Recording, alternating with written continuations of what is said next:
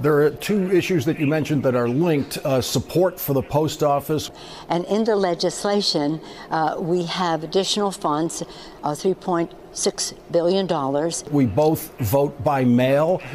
You are a representative from a state where all of the voters of California are going to get ballots in the mail. They delayed the election. Concerned about people going to in-person voting? I don't know. Why didn't he do it before? He's doing it right before the election. But do you think Excuse me. Why did he do this 2 weeks ago?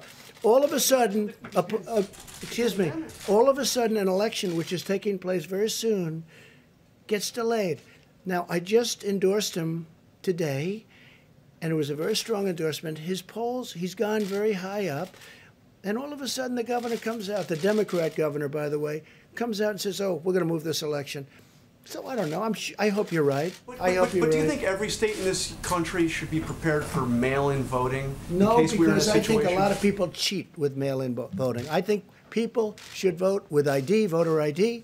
I think voter ID is very important. And the reason they don't want voter ID is because they intend to cheat. When you get something, when you buy something, you look at your cards and credit cards and different cards. You have your picture on many of them, not all of them, but on many of them.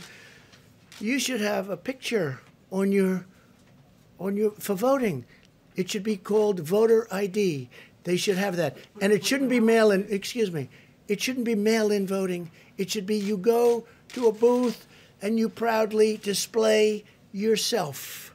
You don't send it in the mail where people pick up all sorts of bad things can happen by the time they sign that, if they sign that, by the time it gets in and is tabulated. No. It shouldn't be mailed in. You should vote at the booth, and you should have voter ID. Because when you have voter ID, that's the real deal. Thank you very much. We'll see you tomorrow. Follow some of our encouragements. That is that every voter would receive an absentee ballot, that there would be same-day registration,